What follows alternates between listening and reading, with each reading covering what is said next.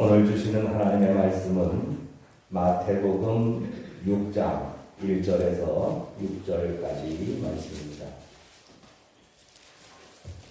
마태복음 6장 1절부터 6절까지 말씀 교독하시겠습니다. 사람에게 보이려고 그들 앞에서 너희 의를 행하지 않도록 주의하라. 그리하지 아니하면 하늘에 계신 너희 아버지께 상을 받지 못하느니라. 그러므로 구제할 때에 의심하는 자가 사람에게서 영광을 받으려고 회당과 거리에서 하는 것 같이 너희 앞에 나팔을 불지 말라. 진실로 너희에게 이르노니 그들은 자기 상을 이미 받았느니라. 너는 구제할 때에 오른손이 하는 것을 왼손이 모르게 하여 내 구제함을 은밀하게 하라. 은밀한 중에 오시는 너희 아버지께서 다 보시리라. 또 너희는 기도할 때에 외식하는 자와 같이 하지 말라. 그들은 사람에게 보이려고 회당과 큰 거리 어귀에 서서 기도하기를 좋아하느니라. 내가 진실로 너희에게 이르노니 그들은 자기 상을 이미 받았느니라. 너는 기도할 때에 내 골방에 들어가 문을 닫고 은밀한 중에 계신 내 아버지께 기도하라. 은밀한 중에 보시는 내 아버지께서 갚으시리라. 아멘. 하나님께서 하늘 양식으로 여러분들의 삶에 또 여러분들의 공허한 부분을 넘치도록 채우시는 역사가 있기를 주의 이름으로 축복합니다. 거룩한 주일입니다. 오른손 높이 들어 하나님께 영광 돌리십시다. 할렐루야. 이제 서로 인사 나누시지요. 사랑합니다. 축복합니다. 2021년도 주님이 주시는 놀라운 복을 당신께만 바로 당신에게만 임하시기를 기도합니다. 정말입니다. 아멘. 믿음 안에서 온 교회의 성도가 나를 위하여 빌어주는 축복. 또 우리가 얘기했죠. 정말이라고. 거짓이 아니고 참된 축복은 더군다나 예배 시간에 하나님의 전에서 하나님의 말씀 바로 앞에서 나누는 기도는 그 자체만으로도 능력이 있고 힘이 있을 줄로 믿습니다. 오늘이 기억할 만한 10월의 마지막 밤인데 밤이 아니군요. 낮이죠. 이따가 저녁에는 밤이 되고 10월의 마지막 날인데 내일부터는 또 우리나라에 좋은 소식이 있어요. 그죠? 이름하여 위드 코로나 11월 1일부터로 알고 있으니까 코로나와 함께 여러분 그동안 우리가 감기 몸살과 함께도 살아왔고 배탈 설사와 함께도 살아왔어요. 그것 때문에 무서워서 벌벌 떨고 물론 겨울에 감기 걸릴까봐 다소 걱정은 했지만 감기가 무서워서 정말 세상 살 수가 없다 이렇게 말할 정도로 우리가 나약하게 살아온 인생이 아닙니다. 그런데 코로나를 이제 그렇게 취급하자는 거죠. 위드 코로나, 위드라고 하는 말은 영어로 뭐뭐와 함께라고 하는 의미예요. 그래서 코로나와 함께 그냥 더불어서 감기처럼 너도 내 친구고 몸이 좀 부실하면 너도 왔다가 가는 거고 그런 날이 내일부터 시작이랍니다. 예, 고생 많이 하셨습니다. 우리 그동안 너무 수고들 많으셨다고 하나님께도 감사의 박수지만 우리 서로 간에 격려 응원 박수 한번 쳐줄까요? 네.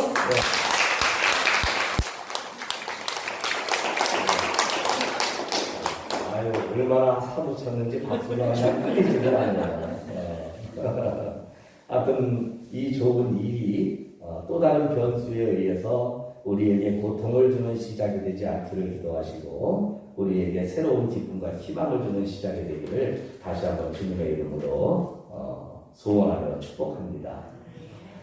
오늘은 마태복음 6장 1절에서 6절을 본문으로 해서요. 하나님이 도우시는 방법, 하나님이 도우시는 방법을 우리가 왜 알아야 되는지 또 그것을 아는 것이 얼마나 중요한지를 오늘 말씀을 통해서 한번 은혜를 나누기를 원합니다. 자, 제목을 한번 외쳐봅시다. 시작! 하나님이 도우시는 방법. 네, 하나님이 도우시는 방법. 이 방법을 우리가 잘 알아야 돼요. 말씀드린 것처럼 이제 위드 코로나가 목전에 닥쳤다 하니까 그동안 조금 뜸했던 분들이 전화를 요즘 자주 줍니다. 아유, 코로나 때문에 서로 만나지도 못하고 그랬는데 이제 어떻게 지냈느냐고, 이제 좀 만나면서 살자고 이러면서 전화가 좀 자주 와요. 이제 조금 친한 사람들 같으면 이제 반응 농담 삼아서 아무리 코로나가 좀 중하고 그래도 그렇지 어떻게 사람이 손가락이 부러진 것도 아니고 전화 한 통 못하냐, 나를 잊어버린 게 아니냐 이러면서 이제 서로 반응 농담 삼아서 핀잔을 주면서 그렇게 통화들을 아마 많이 하실 겁니다. 저도 마찬가지로 이제 전화 와서 뭐 잘 지냈냐 어쩌냐 그러면은 이제 아유 뭐 나를 그동안 잊어버린 것도 아니고 잊어버린 거 아니냐 이래가면서 이제 핀잔을 주고 했었는데, 어떤 한 친구의 전화를 받고는 핀잔을 줄 수가 없었어요. 핀잔을 줄 수가. 오히려 그쪽에서 저에게 야단을 치는 겁니다. 나는 당신을 항상 생각하고 있었는데 당신은 손가락이 부러졌냐, 어째 나한테 전화 한 통 없느냐 뭐 이러면서 하는데 내가 할 말을 그쪽이 먼저 하니까 좀 기가 막히더라고요. 사실은 그냥 지나갈 수 있는 에피소드이기는 합니다만은 오늘 말씀을 준비를 하다가 보니까 그 일이 생각이 나면서 혹시 이런 관계가 하나님과 나와의 관계 속에서 만들어질 수 있지 않을까 하는 생각을 가져봤어요. 우리는 그렇게 많이 얘기합니다. 하나님이 나를 잊어버리신 것 같다고.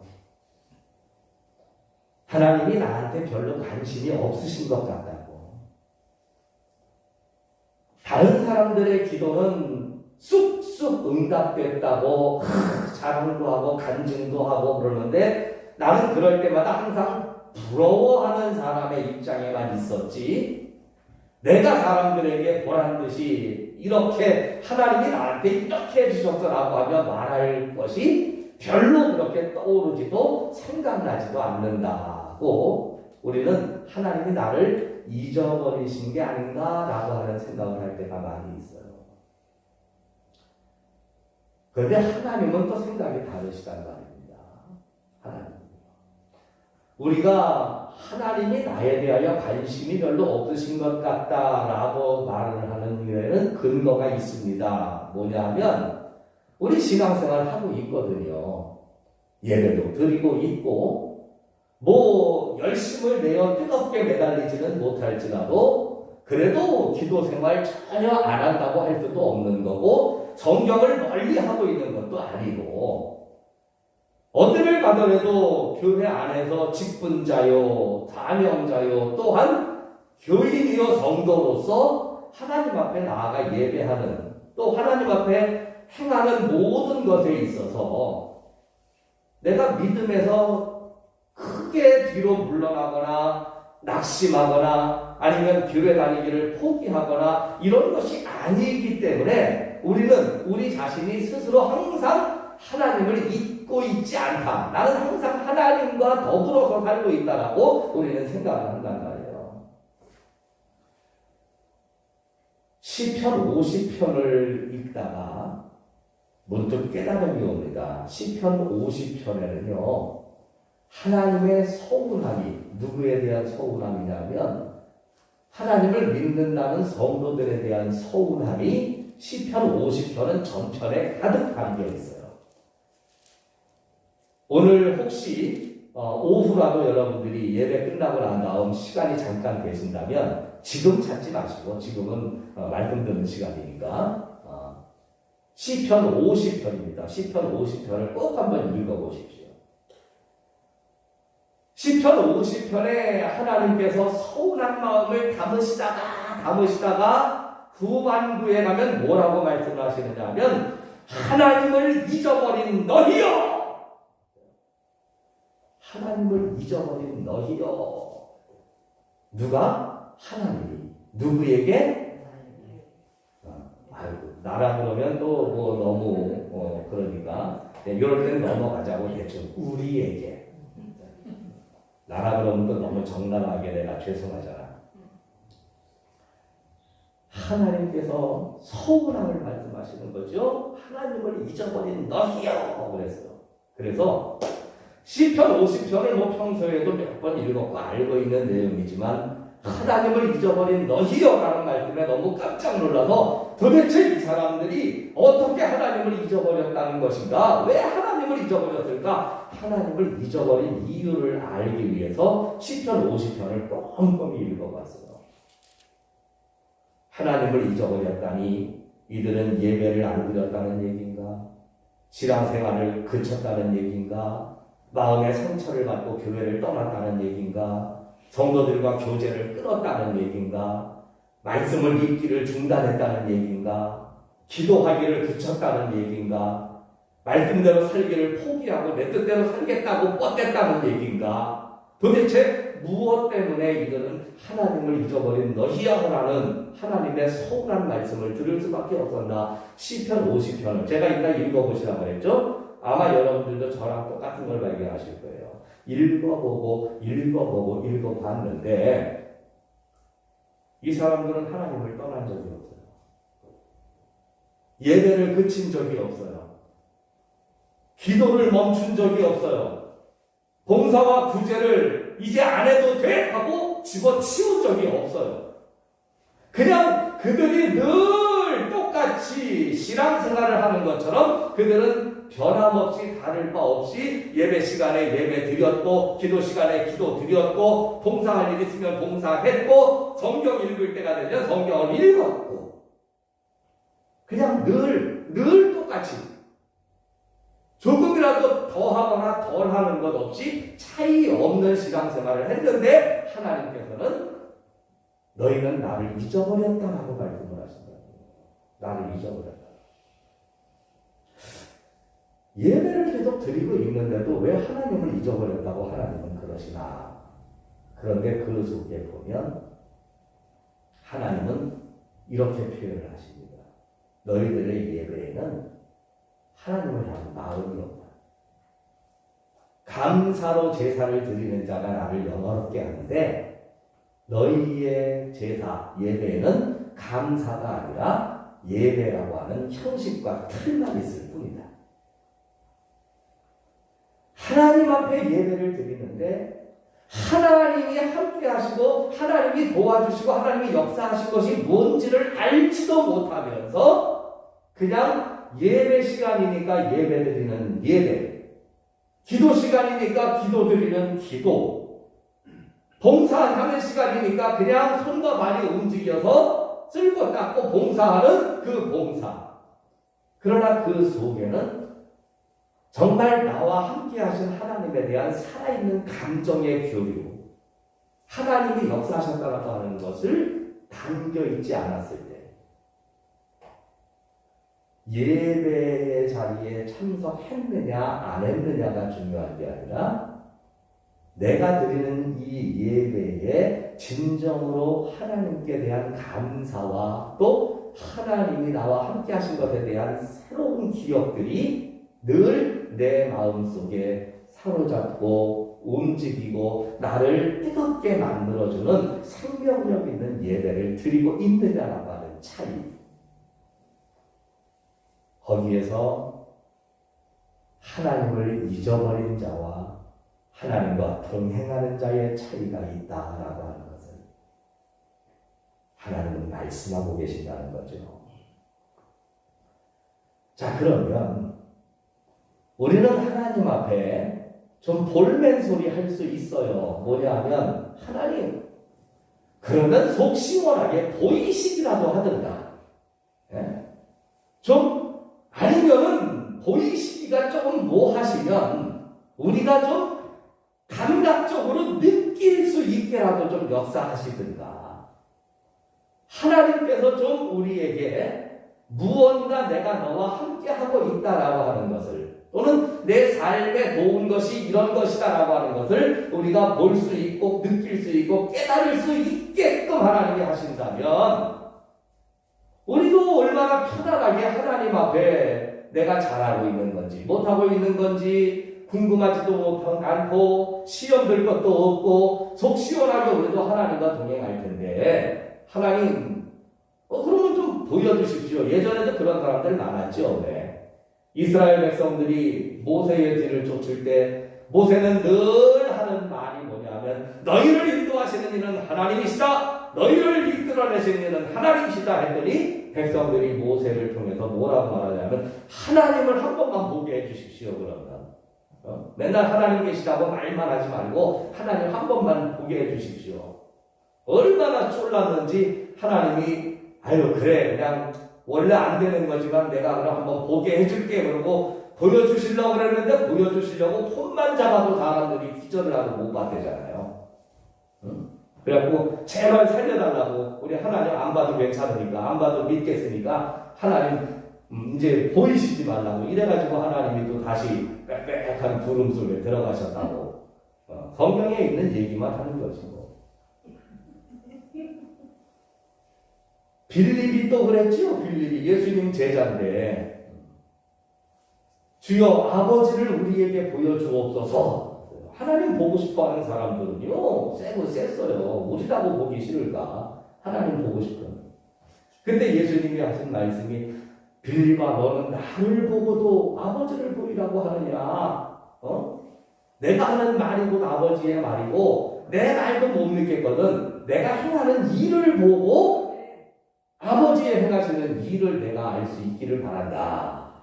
할렐루야. 네.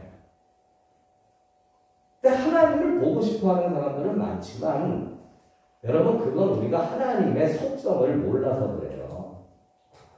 사실 우리 신앙 내 뜻에 맞추는 게 옳을까요? 하나님 뜻에 맞추는 게 옳을까요? 아유 대답들은 아주 기가 막히게 잘하셔요. 대답만큼 믿음도 깊으시기를 바랍니다. 하나님의 뜻에 맞춘다면 하나님의 기준, 하나님의 방법에 맞춰야 돼요. 하나님은 세 가지의 속성을 사람들에게 보여주셨어요. 나 여호와 하나님은 하면서 하나님은 세 가지 속성. 어떤 속성이냐면 첫째 확실성. 따라합시다. 확실성. 둘째 활동성. 셋째 은밀성. 자, 세 가지를 알려드렸는데 기억을 다 하실려나 모르겠다. 첫째 둘째 셋째 이게 하나님의 속성이고 하나님의 기준이에요. 우리가 하나님의 뜻대로 한다고 했으니까 그게 신앙이라고 했으니까 우리는 하나님의 현현성, 즉 하나님이 눈에 보이기를 원하고 하나님을 만질 수 있기를 원하고 우리 마음대로 주물를 수 있기를 원하지만 여러분 우리 분명히 약속했어요. 신앙생활은 내 뜻대로 하는 것이 아니라 아버지의 뜻대로 하는 거라고. 그럼 하나님이 내건 조건대로 한다면 우리는 하나님의 세 가지 속성을 믿어야 돼요. 첫째, 하나님의 확실성. 확실성은 뭐냐? 하나님은 확실하게 계시다. 하나님이 계실까? 안 계실까? 아유, 하나님이 정말 계시긴 계시는 거야. 저 부천에 이름만 되면 알만한 큰 교회, 그 교회가 처음 어렵게 시작될 때부터 열심히 헌신 충성하던 청년이 나중에 나이 많은 장로님이 됐어요. 그래가지고 그 교회 담임 목사님도 이제 은퇴하시고 나이가 많으신데 원로 목사님이 되셨는데 같이 함께 평생을 지내신 믿음의 동역자야. 청년 때부터 같이 개척 시절부터 저희 지금은 15,000명, 20,000명이 되는 교회를 만들었으니 그 장로님 얼마나 대단하신 분이에요. 그런데 이제 이 장로님이 좀 몸이 안 좋으셔서 운명하시게 됐어요. 담임 목사도 안 돼. 원로 목사님이 가가지고서는 장로님의 마지막 길을 손을 붙들고 장로님 정말 한평생 하나님 위해서 수고하셔서 난 장로님이 나보다 먼저 갈 줄 몰랐는데 장로님 이제 기뻐하시오. 뭐 조금 있다가 눈 감았다가 뜨면 천국일 거야. 천국 가는 거 믿으시죠? 이 장로님 원로 목사님의 손을 붙들고 떨면서 하는 말이 목사님 죽어봐야 알지요. 아주 내 막판에 그런 말을 해. 못 갈 것 같아도 갈 것 같다고 얘기하면 마지막 사람 소원은 누구라도 들어준다는데 하나님께서 천국 데리고 가실 거예요. 나보고 원로 목사님한테 직접 들은 얘기예요. 원로 목사님이 가슴이 아파가지고 내가 다른 건 몰라도 이 친구는 천국으로 보내고 싶었는데 얘 왜 그런 소리를 하고 가는지 모르겠다. 가슴이 아파가지고.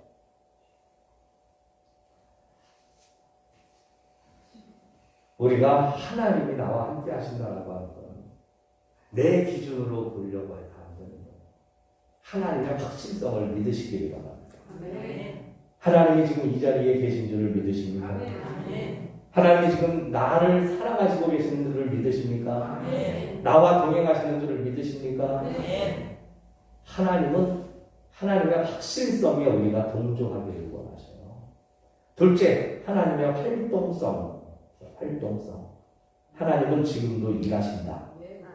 졸지도 주무시지도 아니하신다. 지금도 역사하신다. 근데 누구를 위해서? 세계 평화를 위해서? 이 지구와 우주의 운행을 위해서? 그 일부터 시작해서 내 삶의 걸음까지 하나님은 활동하시고 역사하신다. 아멘이죠? 예. 자, 그런데 이렇게 큰 일을 하시는 하나님을 우리가 왜 못 알아보냐? 오늘의 주제, 하나님은 은밀성이시다. 은밀하게 행하신다. 은밀하게. 자, 여러분, 다음 주일이 추수감사절이에요. 감사절이 돌아오면 감사해야 되는데 고민이 생겨요. 감사를 해야 되는데 감사할 일이 기억이 안 나.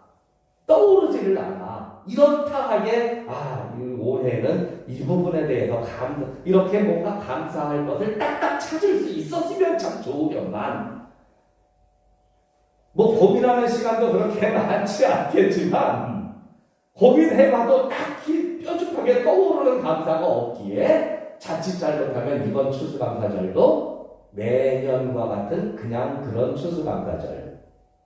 그죠? 예년과 같은 그냥 그런 추수감사절은 어떤 감사절인가요? 주일 헌금에다가 조금 더 얹어서 감사헌금 내는 게 그냥 그런 추수감사절.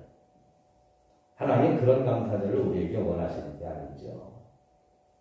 다음 주일이 추수감사절이면 여러분 이 한 주간만큼은 이 말씀을 통해서 하나님이 내가 행하신 일들을 우리가 은밀하게 행하셨던 것들을 찾아내시고 발견하시고 그것들에 대하여 감사할 수 있는 의미 있는 추수감사절이 되셨으면 좋겠습니다. 우리나라 최초의 제1공화국 때의 문교부 장관을 지낸 장준하 선생님, 독립군이었던 거는 다 아시죠? 이 장준하 선생님이 독립군이 되기 전에 일본군의 학도병으로 입대해서 끌려갔었어요. 그런데 원래 학도병으로 갔던 이유가 자기가 중국으로 배치가 되면 거기에서 일본 군영을 탈출을 해서 독립군으로 가려고. 근데 사실은 학도병으로 갔더라도 뭐 중국으로 파송이 될지 아니면 뭐 어디로 파송이 될지는 그거는 그야말로 그분이 돌베개라고 하는 자전적 책을 썼는데 그 내용에 나오다시피 그것은 기적이 아니면 될 수 없는 그런 상황이었다는 거예요. 그 돌베개의 내용에는 이런 내용이 있습니다. 하나님의 큰 은혜로 중국 수저우라고 하는 곳에 배치가 됐어요. 그리고 그곳에서 드디어 일본 군영을 탈출을 합니다. 헌병들이 쫓아오는 가운데에 숲을 속으로 도망을 가다가 뭐 수수밭인가 조밭인가 거기에 몸을 납작 엎드려 숨었대요. 그래가지고서는 그곳에서 이제 시간을 기다리다가 마침 호주머니 속에 있는 성경을 찾아서 그 성경을 아무데나 펴가지고서는 읽었는데 그때 읽은 성경이 고린도전서 2장 9절 말씀 제가 읽어드릴게요. 거기에는 이런 내용이 있습니다. 고린도전서 2장 9절 기록된 바 하나님이 자기를 사랑하는 자들을 위하여 예비하신 모든 것은 눈으로 보지 못하고 귀로 듣지 못하고 사람의 마음으로도 생각하지도 못하였다 함과 같으니라. 하나님이 사랑하는 사람을 위하여 예비하시고 행하시고 지켜주시는 것들은 첫째, 눈으로도 볼 수 없는 것들이고 귀로도 들어본 적이 없는 것들이고 마음으로 상상할 수도 없는 방법으로 하나님은 도와주신다. 뻔한 방법, 이쪽에다가 놨으니까 이건 이렇게 될 거야, 계산할 수 있는 방법이 아니라는 거예요. 예측할 수 있는 방법이 아니라는 거예요. 경험할 수 있는 방법이 아니라는 거예요. 하나님이 사랑하는 사람들의 삶을 도와주시는 것은 전혀 볼 수도 들을 수도 또는 상상할 수도 없는 방법으로 하나님은 도와주십니다. 조밭에 누워서 성경을 읽고 있는데 발자국 소리가 들립니다. 일본 헌병이 가까이 오는 거예요. 발소리를 보아하니 이제 두세 걸음만 뛰면 자신이 발각되는 것은 불을 보듯 뻔하고 조밭이라고 하는 곳이 뭐 그렇게 빽빽하고 우거진 곳이 아니라 장정이 거기에 엎드려서 웅크리고 있으면 아무리 밤중이라도 두세 걸음 바깥이면 얼마든지 발견될 수 있는, 그런데 놀랍게도 일본군이 자신을 발견하지 못하더래요. 그런 생각을 했대요. 처음에는 자기를 보고도 일부러 못 본 척 해주는 게 아닌가라는 생각이 들 정도로 옆을 스쳐 지나가며 그 군화발이 자신의 옷깃을 비비고 지나가면서도 모르더라는 거예요. 누구의 방법이에요? 상상이나 했겠어요? 계획이나 세울 수 있었겠어요? 하나님이 하신다고 해요. 어떤 방법으로? 은밀한 방법으로. 오늘 우리가 마태복음 6장을 읽었습니다. 예수님께서는 우리 믿는 사람들에게 너희도 은밀하게 해라 라는 것으로 세 가지를 말씀하셨어요. 첫째는 구제, 둘째는 기도, 셋째는 금식. 왜 예수님은 굳이 구제와 기도와 금식을 이제 은밀하게 하라라고 말씀을 하셨을까? 예수님 당시에 종교 지도자들, 제사장들과 바리새인들과 이런 사람들에게 있어서는요, 그들이 하나님을 잘 믿는 증거로 내세울 수 있는 자랑거리 세 가지가 구제와 기도와 금식이에요. 이웃을 위해서는 구제, 하나님을 위해서는 기도, 자신을 위해서는 금식. 그런데 자랑거리라고 그랬잖아요. 자랑거리. 자랑거리란 뭐예요? 꽁꽁 숨겨두고 있는 듯 없는 듯 아무도 모르게 하는 게 자랑거리일까요? 아니면 끄집어 내놓고서 보여주고 싶은 게 자랑거리일까요? 네, 너무 어려운 질문을 하니까 답변이 쉽게 나오지 못하는 거예요. 그럼요, 자랑거리라는 건 끄집어내고 싶은 거거든요. 그것을 알고 보니까 성경에서 여러 가지 의문들이 이해가 가는 게 있어요. 왜 바리새인은 그냥 성전에서 손을 들고 아버지요 하면서 예수님에게 핀잔을 들을 정도로 내가 이 세리와도 같지 않음을 감사하다 하면서 큰 소리로 참 뻔뻔하다 처음에 생각했는데 그게 아니에요. 하나님을, 이 당시에 하나님을 믿는 사람들에게 기도와 기도하는 모습은 자랑거리예요. 내가 하나님 앞에 기도하는 것도 자랑이지만 이걸 보여줌으로 다른 사람들도 기도할 수 있게 하고 싶은 게 그들의 본 마음이에요. 그래서 바리새인들은, 제사장들은 사거리 어귀에 서서 또는 성전에서 소리를 높여 손을 들고 큰 소리로 기도하는데 전혀 흉될 것도 아니고 오히려 그 모습을 독려하고 장려하는 것이죠. 그런데 예수님이 오늘 청천벽력 같은 말씀을 하셔요. 그런 걸 이제는 성전에서 큰 소리로 기도하거나 보란 듯이 구제하거나 내세운 듯이 금식하거나 하지 말고 은밀하게 해라. 은밀하게 해라. 바리새인들도 깜짝 놀랐죠. 아니 은밀하게 하라니 이거는 원래 아름다운 미덕이요 보여줄 만한 일들인데 이걸 은밀하게 하라는 게 말이 되느냐고 따졌는데 예수님은 이유가 있었어요. 왜 이걸 사람들에게 보이지 말고 은밀하게 하라고 했느냐? 하나님만 보시는 믿음을 가지라는 거예요. 하나님만 보실 수 있도록. 그죠? 오늘 6장 1절에 보면 사람에게 보이려고 그들 앞에서 너희 의를 행하지 않도록 주의하라. 그리하지 아니하면 하늘에 계신 너희 아버지께 상을 받지 못하느니라. 우리가 하는 믿음의 모습들은 사실상 하나님만 보시면 되는 겁니다. 하나님만. 사람에게 보이려고 하는 것보다는 하나님만 보실 수 있도록 하는 신앙이 가장 아름다운 거예요. 왜? 하나님은 은밀하신 분이시기 때문에. 그 마음은 뭐냐면 하나님은요, 하나님과 여러분과의 1:1만의 관계를 맺기를 원하신다는 거예요.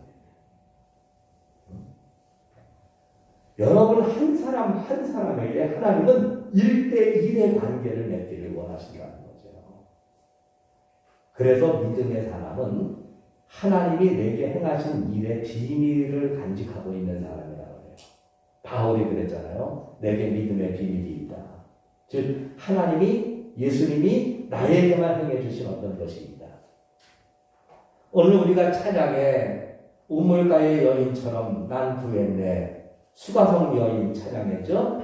이 여인이 우물가에서 처음 예수님을 만난 다음 예수님을 영접하고 거꾸로 줍니다. 이유가 뭐예요? 자기만 알고 있어야 할 비밀을 예수님이 알고 계신다는 거예요. 그건 뭐냐? 예수님과 자신만이 알고 있는 비밀. 그래서 수가성의 여인이 성으로 들어가서 얘기합니다. 나의 행한 이 모든 일을 말한 사람을 와서 보라. 이는 그리스도가 아니냐. 하나님과 나만 알고 있어야 되는 것을 알고 있다면 그분이 하나님이 아니겠느냐. 하나님이 해주신 것을 내가 알고 내가 바라는 것을 하나님이 아시는 관계. 여러분 이 믿음의 비밀을 여러분들의 신앙의 가슴 속에 간직하시고 찾아내셨으면 좋겠습니다. 하나님은요 은밀하게 여러분들을 도우셨을 거예요. 저는 확신해요. 여러분들을 고아와 같이 과거와 같이 지난 추수감사절 지난 다음에 1년 동안 그렇게 생뚱맞게 한 번도 안 도와주시고 한 번도 역사하지 아니하시고 하나님이 여러분들의 삶에 그렇게 버린 듯이 그냥 외면하시지 않으셨으리라고 믿어요. 여러분 곰곰이 생각해 보세요. 드러나지는 않았지만 은밀한 가운데에 하나님은 내 걸음을 지켜주셨고 내 자녀를 보호해 주셨고 우리 가정을 살펴주셨고 내 직장을 인도해 주셨고 내 건강을 사로잡아 주셨고 내게 기쁨을 주셨고 내게 사랑을 주신 줄을 믿습니다. 누구도 모르는 일이에요. 누구도 모르는 일이에요. 하나님과 나만 알고 있는 일들이에요. 은밀하게 도우시는 하나님이에요. 하나님이 어떻게 도우시냐고요? 은밀하게 도우십니다. 은밀하게. 그리고 하나님은 분명하게 도우십니다. 우리가 하나님 앞에 감사할 것이 뭘까 고민하고 있을 때 사실은 하나님과 나와의 삶 속에서 이미 감사할 일들은 많이 만들어져 있었고 그 일들을 우리가 잊지 않는 한 하나님도 우리를 기억하시고 또 우리를 사랑하실 줄로 믿어요.